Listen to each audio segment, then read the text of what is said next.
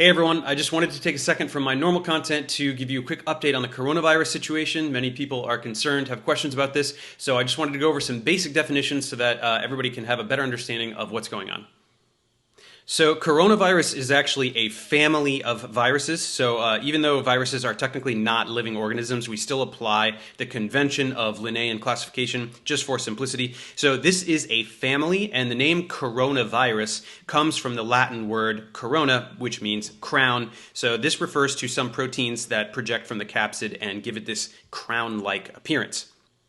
So in general, coronaviruses attack the respiratory system and infect cells in various tissues there, replicating and disrupting normal cellular activity. They have the ability to cause diseases like Middle East respiratory syndrome and severe acute respiratory syndrome, which is the SARS that we are familiar with. Now, the particular strain of coronavirus that is causing this outbreak is 2019 novel coronavirus. So the N conveys that this is a new strain, and 2019 is the year it was encountered since this was first reported in December of 2019. The virus is also referred to as SARS coronavirus 2. Now, this virus causes COVID-19 or coronavirus disease 2019. So typically this term is referring to the disease caused by the virus, although some outlets do seem to use this interchangeably with the virus itself. In general, coronaviruses are zoonotic, which means they are transmitted from animals. We don't yet know what the animal was that carried this to humans. Previous coronaviruses have come from cats or camels, and in this case, we believe it may have been bats. We aren't yet sure how deadly the virus is. It usually just causes respiratory symptoms, but we know that in some cases death can occur. And we can look at some fatality rates. These are reported by the China CDC, or the Chinese Center for Disease Control and Prevention, and it looks like around 2% of the cases result in death. Now, many people are referring to this outbreak as a pandemic. This is absolutely not true. We need to recall the definitions of words like endemic, epidemic, and pandemic. So let's go over those two. So the word endemic refers to the normal expected levels of a particular disease, like the way a certain number of people get the flu every year, that sort of thing. Epidemic refers to higher than normal occurrence of a disease in a particular region.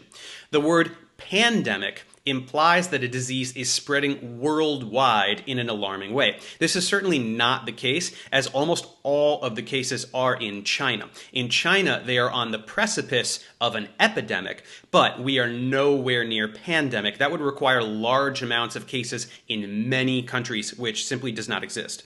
So in general, just be cautious. If any reports of cases crop up in your area, be even more cautious. This entails basically just washing your hands a lot, as viruses can remain viable for some time on inanimate objects or in the air. So we know now that the virus is airborne and it causes a respiratory infection, so it can be spread from coughing and sneezing. This is called the respiratory aerosol route.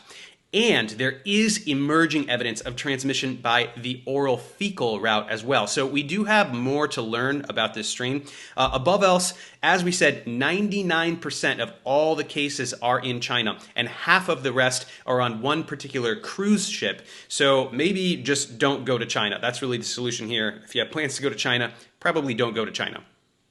We do need to be concerned, but there's no need for panic. The probability of getting COVID-19 outside of China is extremely low, and we've seen this type of scare before with SARS or swine flu.